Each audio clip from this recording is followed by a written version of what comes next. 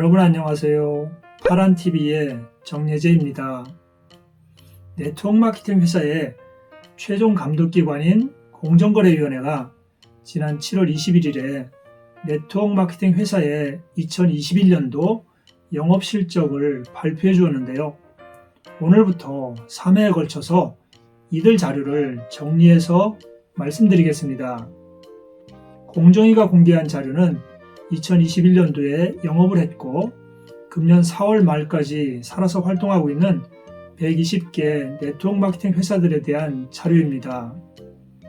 오늘은 합법적으로 사업을 하고 있는 네트워크 마케팅 업체의 숫자와 이들 회사에 등록되어 활동하고 있는 판매원의 숫자, 그리고 이들 회사가 일으킨 연간 총 매출액에 관해 살펴보겠습니다. 도표를 보시면 2015년부터 2021년도까지의 자료가 올라와 있는데요. 먼저 네트워크 마케팅 업체 수는 120개에서 130개 사이에서 변동을 보이고 있습니다. 2021년도 업체 수는 전년보다 2개 회사가 줄어든 120개인데요. 코로나의 영향으로 2020년, 2021년 2년 동안 10개 회사가 감소를 했습니다. 그리고 이들 회사에 등록되어 있는 판매원의 숫자는 700만 명에서 900만 명대를 유지하고 있는 것으로 나타납니다. 우리나라 인구가 5,162만 명인 것을 감안하면 결코 적지 않은 숫자입니다. 그러나 이들 700만 명이 모두 실질적인 판매원은 아니고요.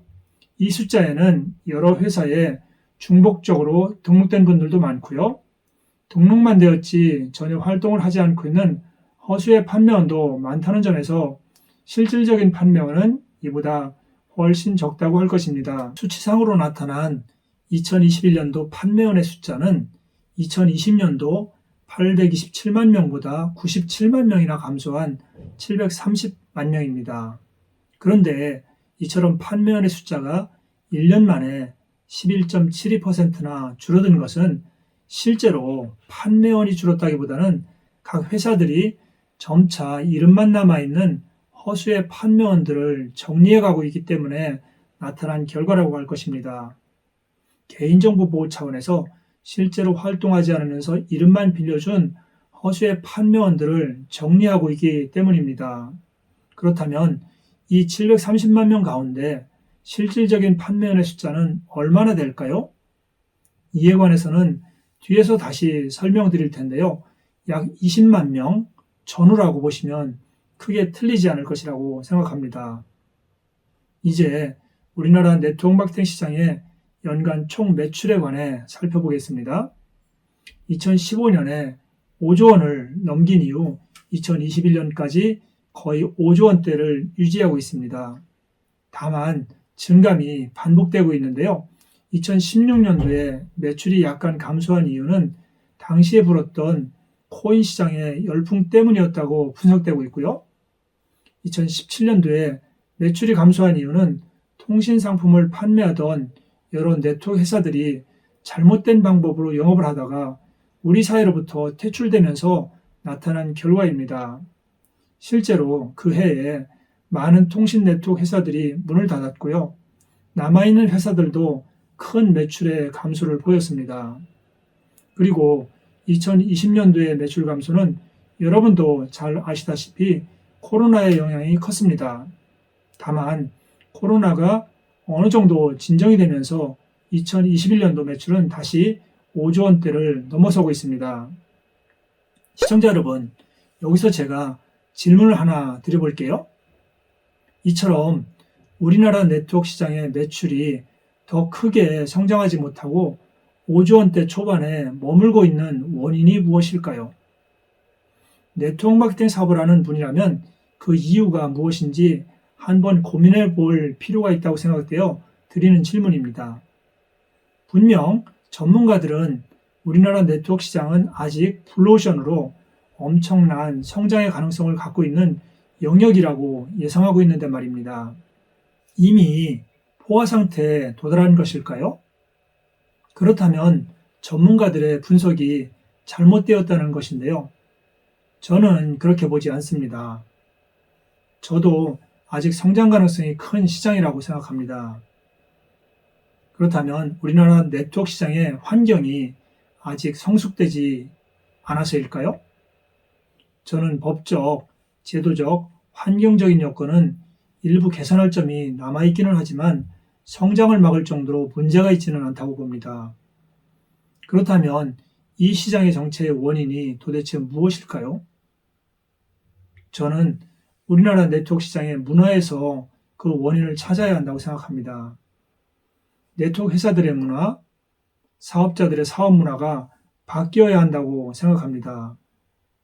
이전보다는 많이 개선되었지만 아직도 남아있는 잘못된 문화들이 바뀌어야 이 시장에 대한 주변의 시선이 바뀔 것이고요.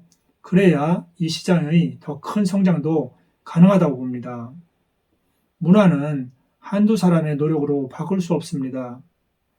우리 네트워크 사업자들이 사명감을 갖고 함께 지속적으로 노력해야만 가능합니다.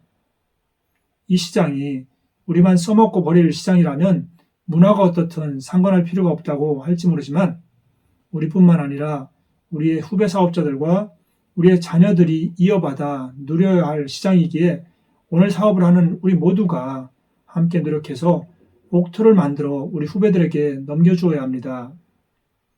네트워크 시장의 문화에 대해서는 다음 기회에 좀 더 자세히 말씀드리겠습니다.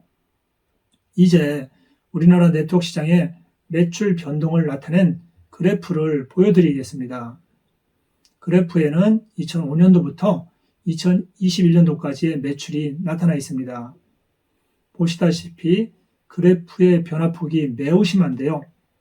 우리나라 네트워크 시장의 역사와 아픔이 고스란히 그래프에 나타나 있습니다. 우리나라의 네트워크 마케팅 사업 방식이 전해진 것은 1980년대라고 하는데요. 그 이후 매출이 꾸준히 성장하여 정점을 찍었던 2004년도의 매출은 4조 4,719억 원에 달했습니다. 그런데 이렇게 성장하던 우리나라 네트워크 시장은 불과 3년 만에 매출이 3분의 1로 줄어 2007년 매출은 1조 7,740억 원에 불과했습니다. 무슨 일이 있었기에 이렇게 짧은 기간에 2조 7천억 원의 매출이 나간 것일까요? 원인은 이렇습니다. 2004년과 2005년에 업계 매출 순위 1위와 3위를 달리던 제이오 네트워크와 위베스트 인터내셔널이라는 회사가 불법적으로 영업을 하다가 2006년 퇴출되면서 전체 매출이 급감한 것입니다. 그리고 2006년 업계 매출 순위 2위를 달리던 다이너스티가 같은 이유로 2008년 퇴출되면서 매출 감소의 폭을 키웠던 것이고요. 우리는 이 그래프를 보면서 중요한 교훈을 얻을 수 있습니다. 아무리 매출이 큰 회사라도 정상적으로 영업을 하지 않으면 하루아침에 날아갈 수 있다는 것을요.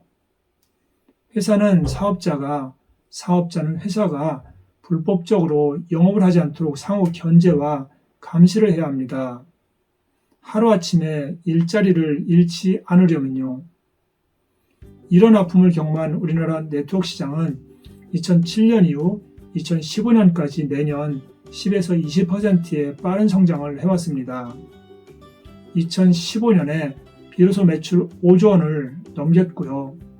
2019년에는 5조 2284억 원으로 우리나라 네트워크 역사상 최고의 매출을 올렸습니다.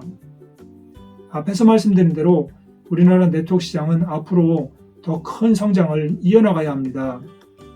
5조 원대를 넘어 10조 원, 20조 원으로 성장할 수 있는 충분한 매력을 갖고 있는 시장입니다.